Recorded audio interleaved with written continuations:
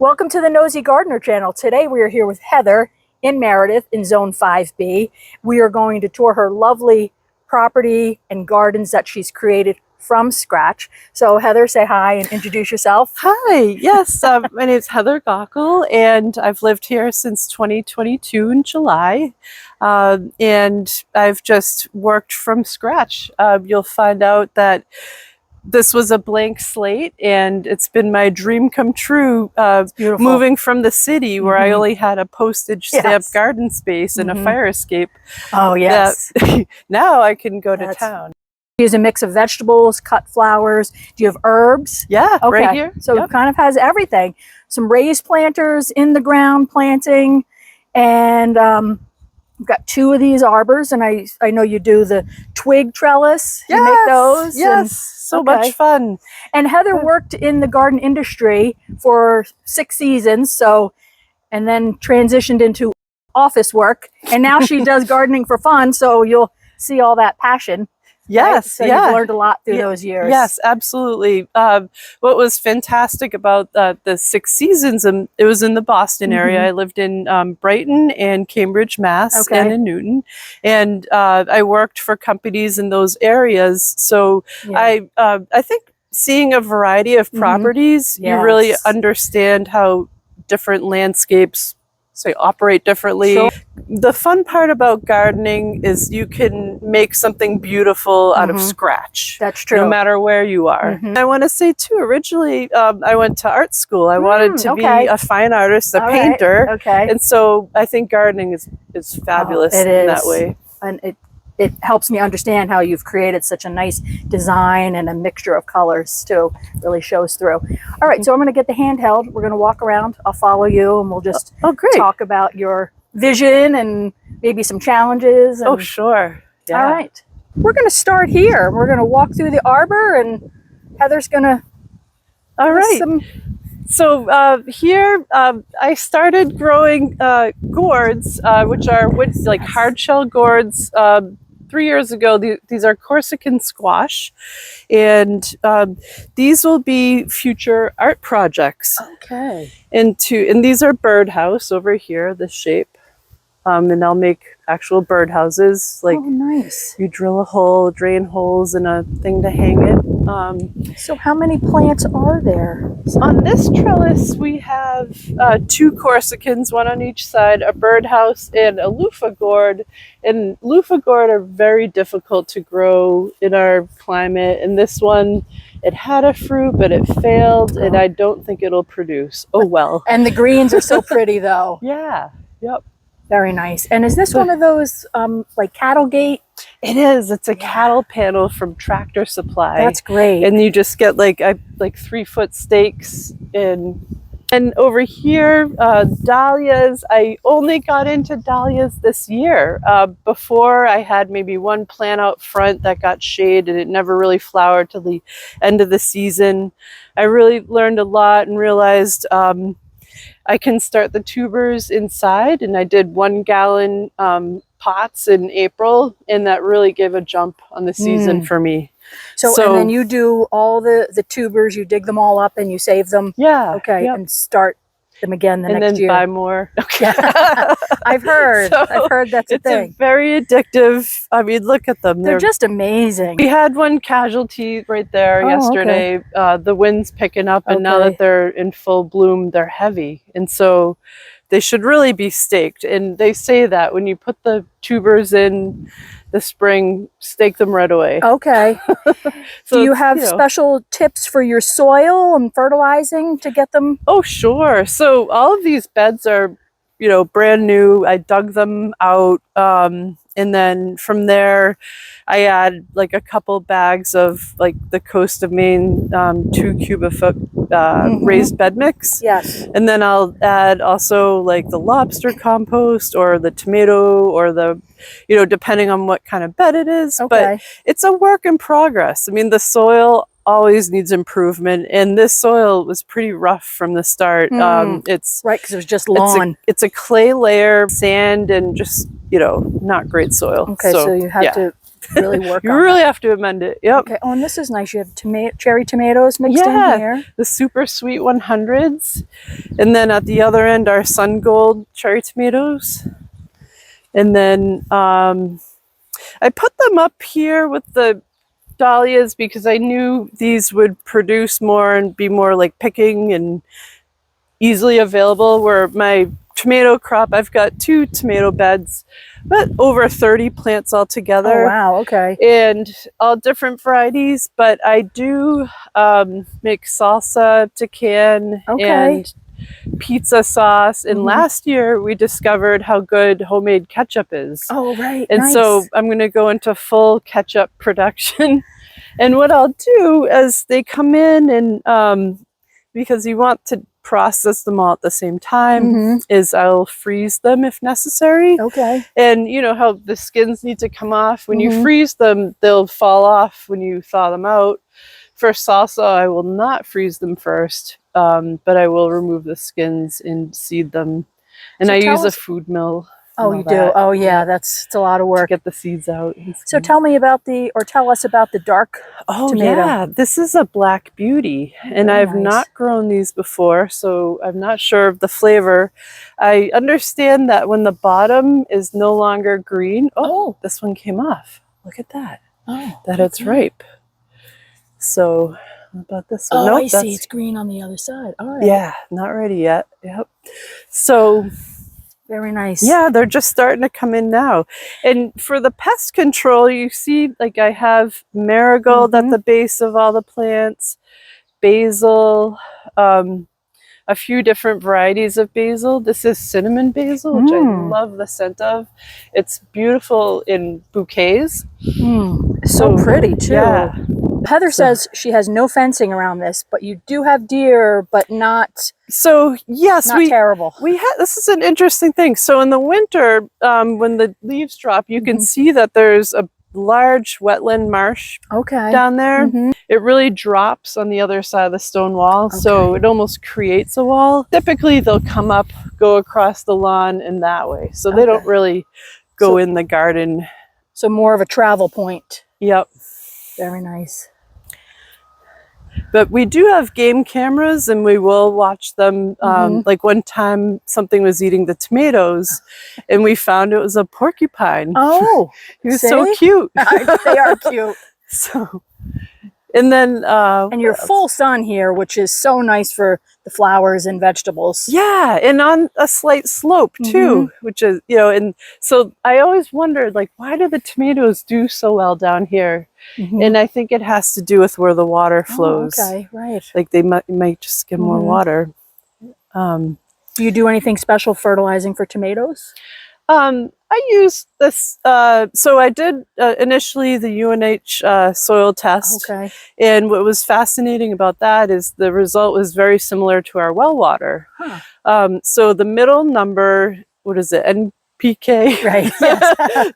The middle number needs to be 0 when I'm fertilizing, because we've got plenty of that. And so I'm careful about that. I use the Neptune's lobster crab one. Okay. It's an orange bottle, and that's 202. So I'll use that. You know, when I think of it, it should be every couple weeks or so, but you look very happy. Yeah.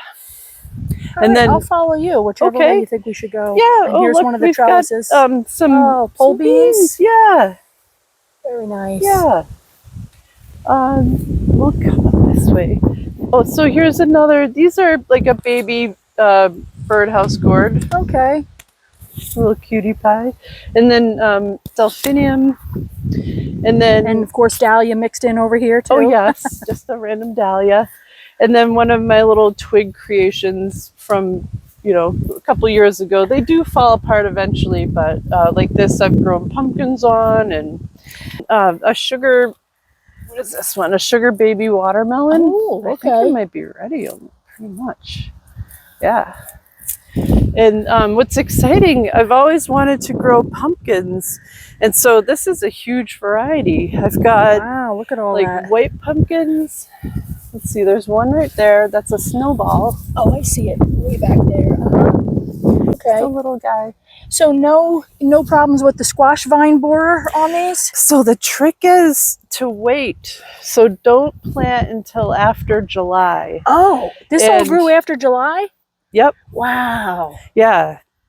And it is, I would say, a little bit risky because I'm like, oh, geez, like, will there be enough time? Okay. But this has been a great season. So far, so good. Yeah. And it's just spreading out and you have it going up your rope trellis, so to speak. Yeah. So it's not just pumpkins, too. We've got delicata squash. Oh, I like those. Yeah.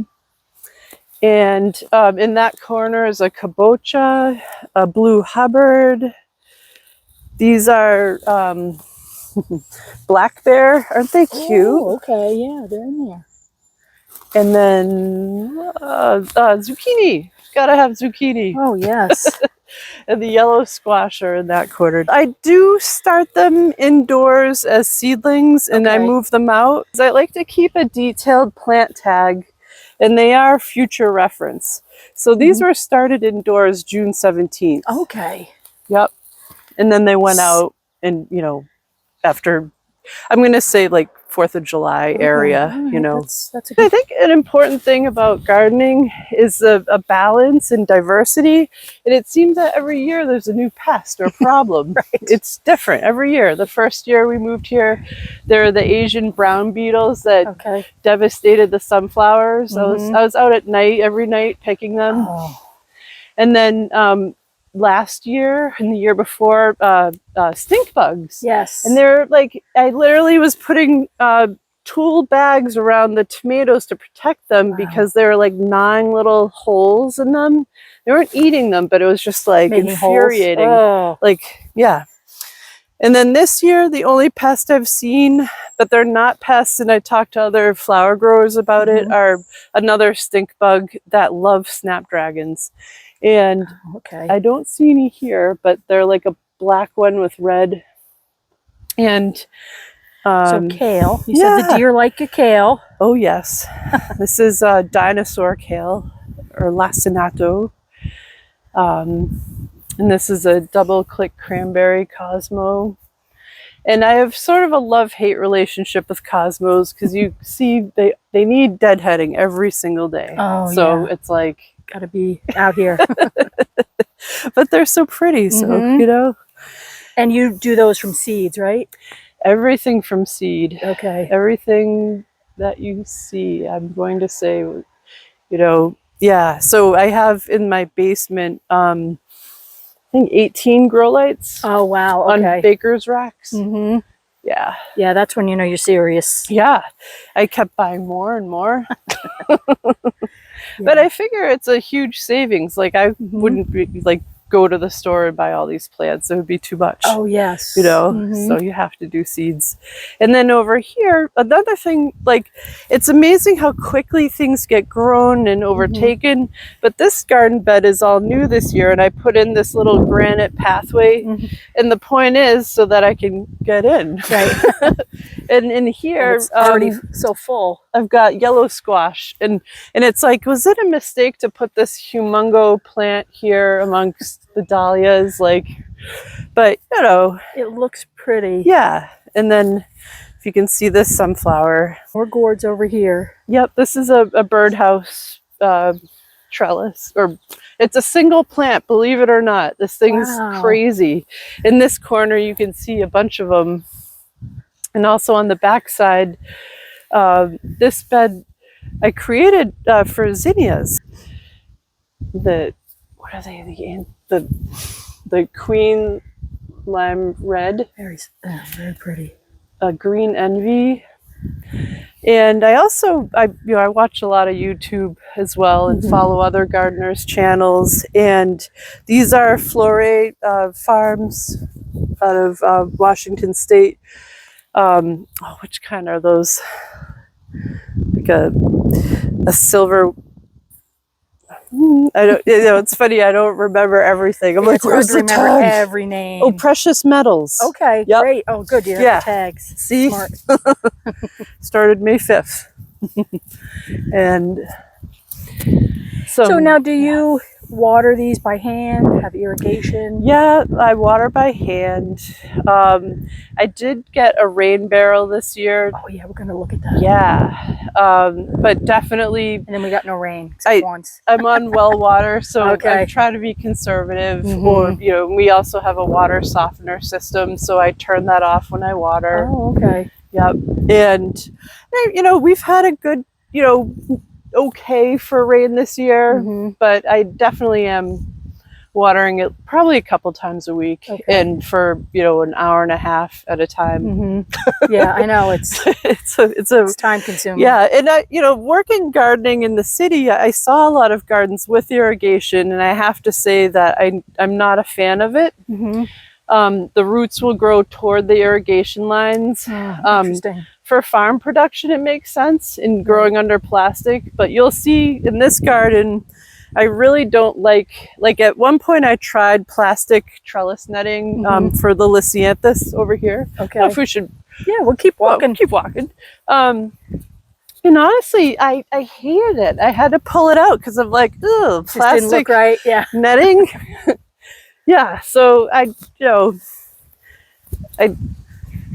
try to keep things natural. Like right here for this trellising, I used like hemp twine, and it kind of disappears. And this is asparagus fern, so these.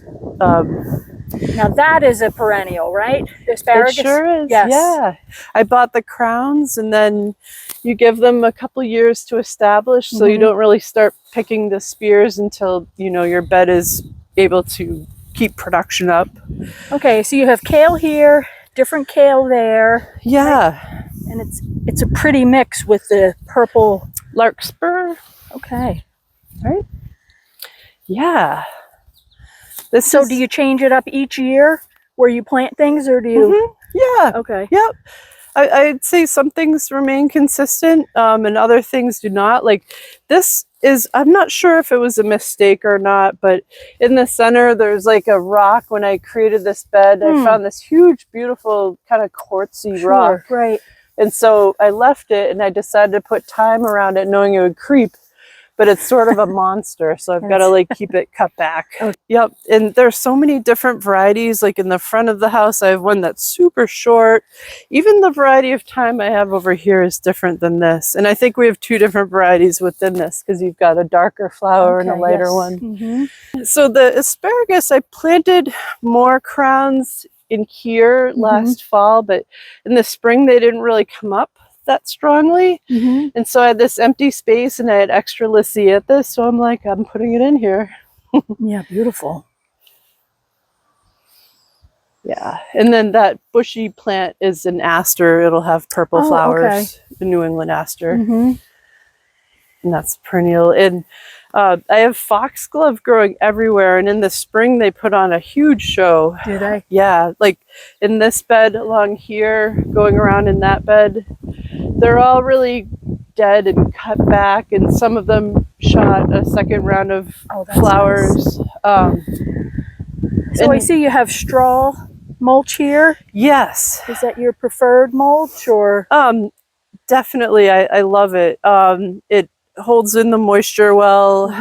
It's a kind that's made for like seeding grass. It has a little tack in it, which is kind of weird. If you get your hands wet and you're working with it, you're like, why is this sticking to me? And you're like, oh yeah, it has like some tackifier in it. But I do like it because of the moisture holding properties. Oh yeah, and you have it on there pretty thick. Yeah. Yep. My goal is, even though it's not really happening, is to try and keep clover and crabgrass like 3 feet or a foot away from the beds. Okay. And right now, all of it's going to seed. Right. Up here, I've got some parsley. So we have some spent sunflower heads that I'm just leaving for the birds to eat the seed right now. Okay. And the goldfinches are hilarious. Yeah, they really go for that, right? Oh yeah. Yep. This is just a nice assortment of colors right here. Yeah, these are oriental lilies, and they're scented. And the way to know oriental versus Asian lilies is, I think of this like for olfactory glands, like the scent. So you'll know that you're getting scented if it's the Oriental. Okay. There's lavender, lobelia, alyssum in here, like all purples. I love the All Things Gardening Around Winnipesaukee Facebook group. Yes. And we have plant swaps, and it's like a great way to get new plants. And so this is a cleome that someone started the seeds. I'm like, ooh. And then over there's a bee balm that I got. Yeah, oh, that's great. Yeah, I started with these two raised beds. Okay. And this, like, we were so busy moving that summer, and I just wanted some garden space, somewhere to put tomatoes. And so that summer I put in the thyme, some chives, tomato on the end. And what I found with this bed is I like to have, I like cosmos in this bed. Kept these, even though I probably should rip them out by now. I just think they're interesting. Cool. Yes. I like this sitting area too. Yes. Yep. You just look out over the garden and sit in the shade here under the umbrella. Zinnias. So there, this section here was called Fruity Patootie from the YouTuber Cranery Gardens. Okay. He had a seed giveaway, and I got some. Oh, that's nice. Yeah. So you must be busy in the spring putting all this in. Oh, right. And amaranth, these I direct seeded. I think I'll always grow these. They're just amazing. The height is very nice. And often they'll drop seeds and come back on their own. So I have one that did that over here. Oh, so. Oh, yep. And the little guy. This year I grew these for the first time. It's a lemon gem marigold. This is a culinary type. And they're not strong like other marigolds that have like the potent, like, right. Like they are actually kind of lemony. And then the purple in here, Gomphrena. I grew that last year for the first time, and I was blown away. I was like, I want a Gomphrena hedge. They are so pretty. Yes. I don't think I've ever seen it. And they're a dried flower too. So you can decorate with them. I'd probably cut them before they have this little white, like, sorry to bounce around, but over there I have straw flowers, and I am cutting them at a certain stage when they start to unfurl, that you can save them for dried flowers. And just for crafting later in the winter time or whatnot. So probably at this stage where they have no more than like 2 or 3 unfurled layers, because then they'll continue unfurling as they dry, and you don't want to see the centers. Okay.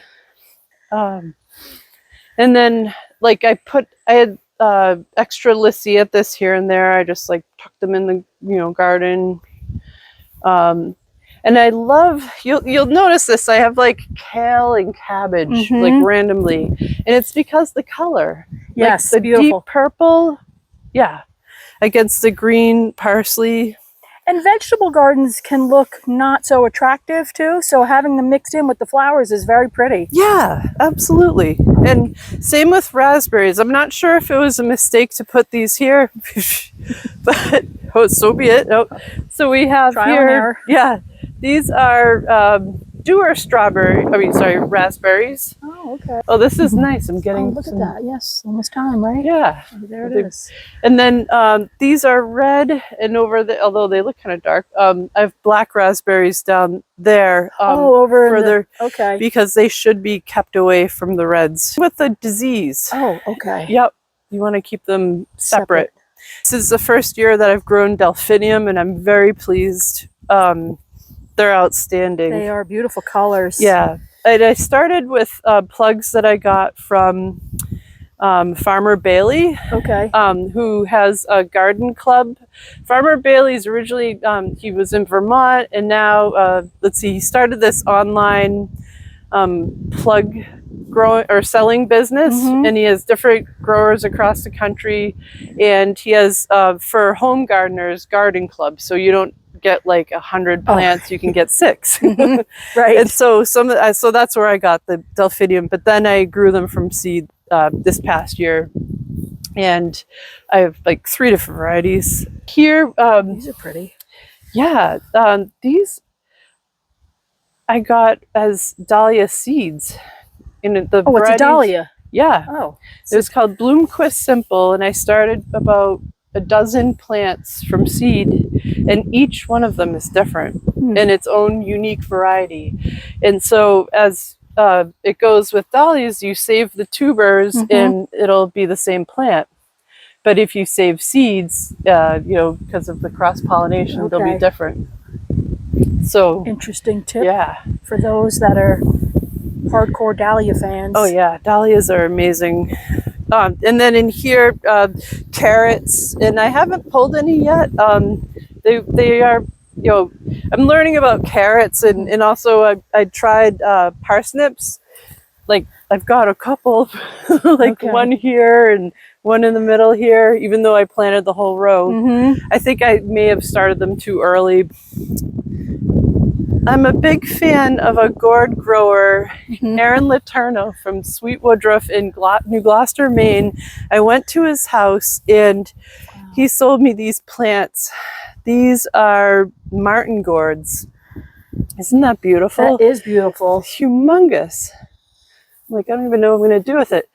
Now, when drying gourds, what's amazing about having these cattle panel trellises is you leave them over the winter. Oh, you literally leave the whole vine up. Like, I'll come through and trim all the dead leaves off, and they look like ornaments. They're, you know, so all winter you have that beauty of. And then you can you're saying you can leave these gourds on there? That's what you do. Oh, okay. Yeah, and they just dry out here. And anything that wasn't fully mature might rot, but otherwise they turn to a hard shell, and then you can craft with them the following year. These are sunflower Steve sunflowers. I have a few different varieties, like lemon drop. I think that's a Marley's mix. And he sells sunflower seeds and grows them for a charity, for a camp. So it must be fun to cut your grass in between all this. It's like a dizzying maze. Right. Yeah, I love this. I got this from Emma's Perennials in Hill. Wow, look how tall. It's just amazing. And then, of course, the Lysianthus. Aren't these something? So these are seeds I started in January. Oh, wow. And I think I would even start them around Christmas time. Based on the colors I have here, I thought about them, like, what would I grow again? Because a lot of this is experimentation. Like, gardening is all about experimenting, trying things. And I think I would definitely grow these again. The Arena 3 Red and this purple blue variety. Beautiful.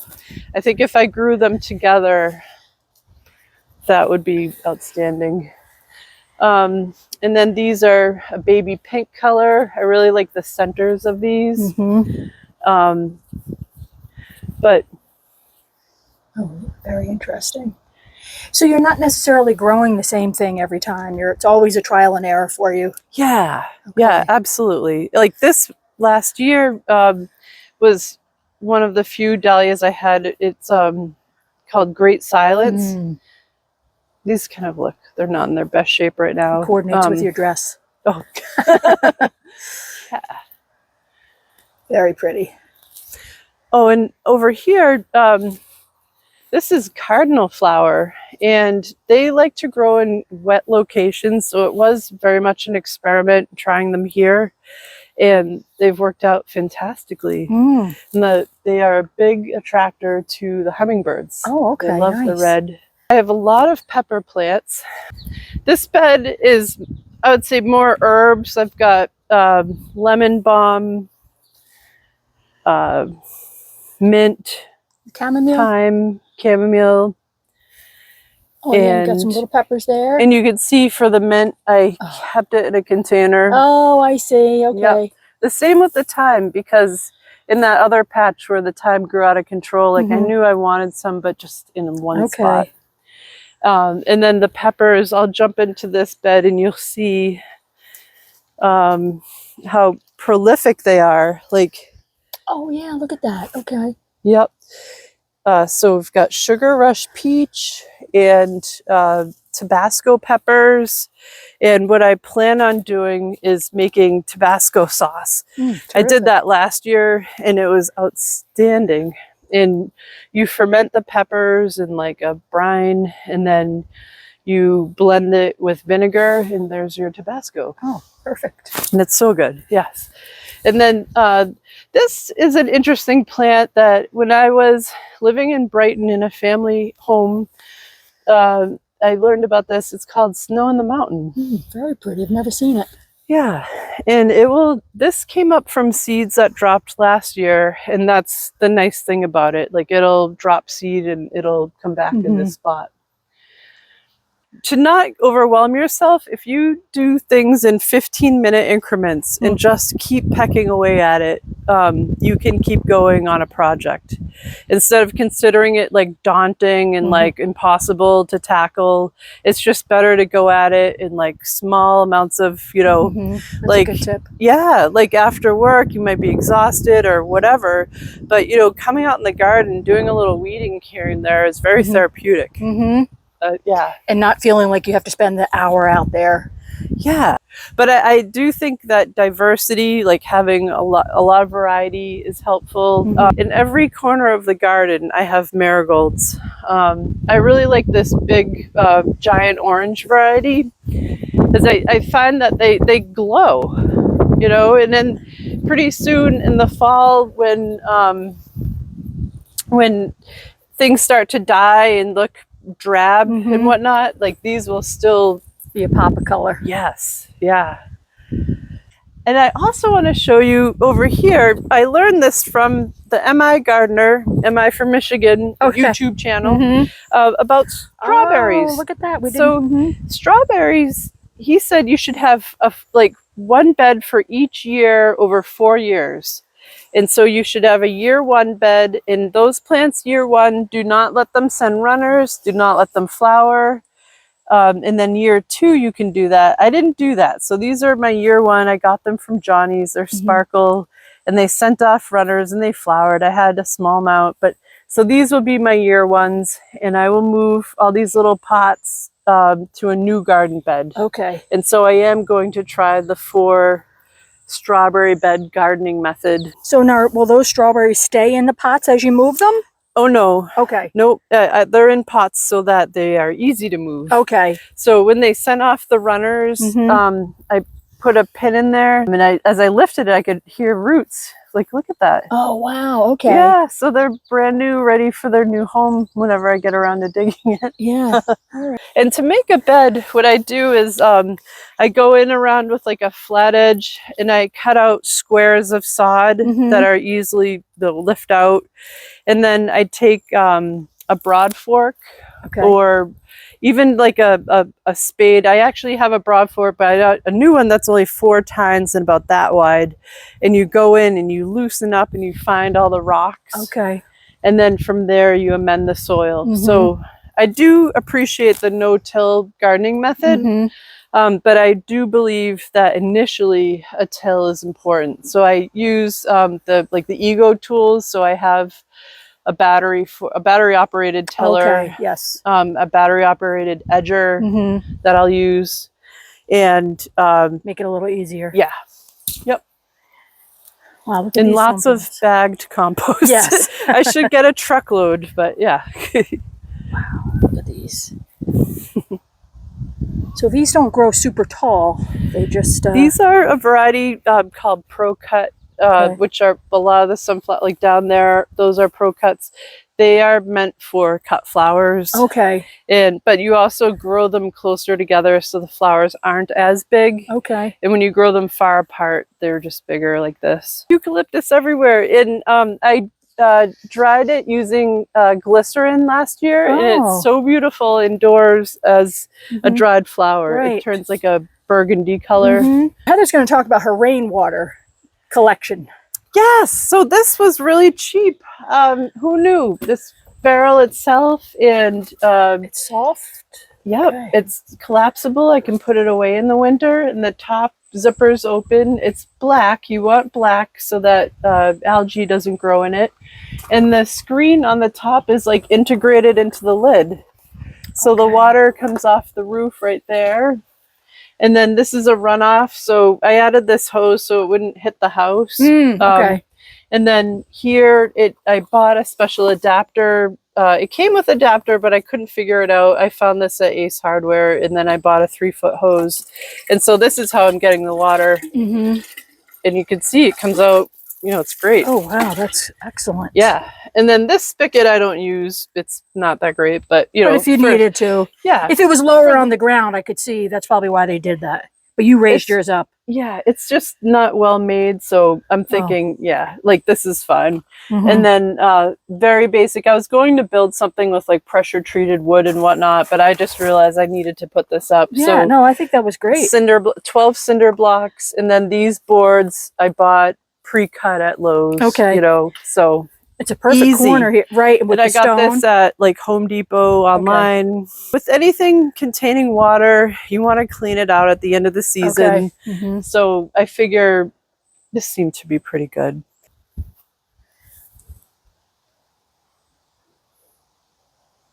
Heather, thanks for having us here in your beautiful garden and giving us a tour, telling us about all the plants. Something you'd like to, some advice you have for other gardeners out there in the world? Oh yeah, continue learning always. If you have a question, there's someone out there who has an answer and who's been through it before. And they say variety is the spice of life. Mm-hmm. and take advantage of all the learning out there, YouTube.